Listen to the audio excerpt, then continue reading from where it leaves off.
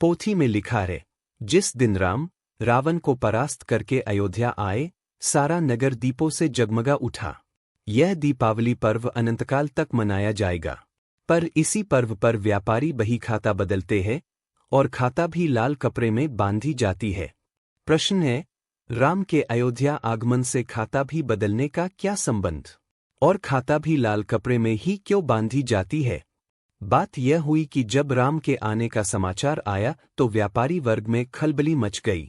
वे कहने लगे, सेठ जी, अब बड़ी आफत है। भरत के राज में तो पोल चल गई, पर राम मर्यादा पुरुषोत्तम है। वे टैक्स की चोरी बर्दाश्त नहीं करेंगे। वे अपने खाता भी की जांच करेंगे और अपने को सजा होगी। एक व्यापारी ने कहा, भैया, अपना तो नंबर 2 का मामला भी पकड़ लिया जाएगा। अयोध्या के नरनारी तो राम के स्वागत की तैयारी कर रहे थे, मगर व्यापारी वर्ग घबरा रहा था। अयोध्या पहुंचने के पहले ही राम को मालूम हो गया था कि उधर बड़ी पोल है।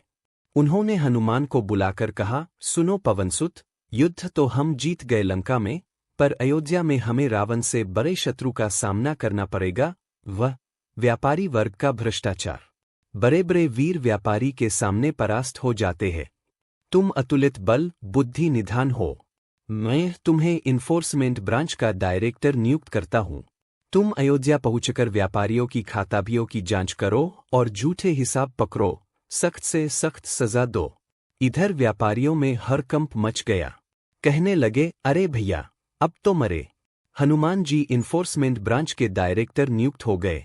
बड़े कठोर आदमी है। शादी ब्याह नहीं किया, घूस भी नहीं चलेगी। व्यापारियों के कानूनी सलाहकार बैठकर विचार करने लगे। उन्होंने तय किया कि खाता भी बदल देना चाहिए। सारे राज्य में चेंबर ऑफ कॉमर्स की तरफ से आदेश चला गया कि दीपोत्सव पर खाता भी बदल दिए जाए। फिर भी व्यापारी वर्ग निश्चिंत नहीं हुआ। हनुमान को धोखा देना आसान बात नहीं थी। वे अलौकिक बुद्धि संपन्न थे। उन्हें खुश कैसे किया जाए? चर्चा चल पड़ी। कुछ मुट्ठी गरम करने से काम नहीं चलेगा। वे एक पैसा नहीं लेते। वे न ले, पर मेम साहब, उनकी मेम साहब ही नहीं है। साहब ने मैरिज नहीं की, जवानी लड़ाई में काट दी। कुछ और शौक तो होंगे, दारू और बाकी सब कुछ। वे बाल ब्रह्मचारी है। काल गर्ल को मारकर भगा देंगे। कोई नशा नहीं करते, संयमी आदमी है। तो क्या करे?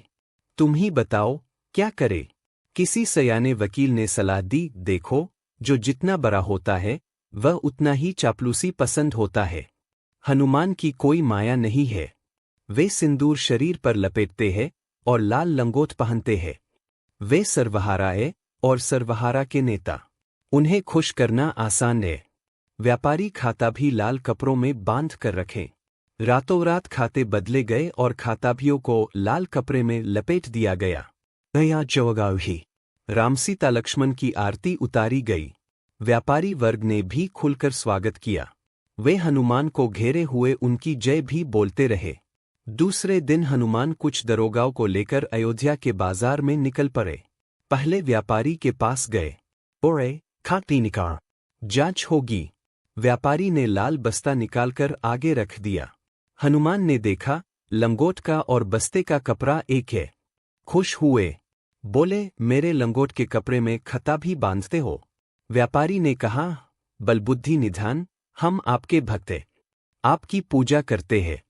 आपके निशान को अपना निशान मानते हैं। हनुमान गदगद हो गए।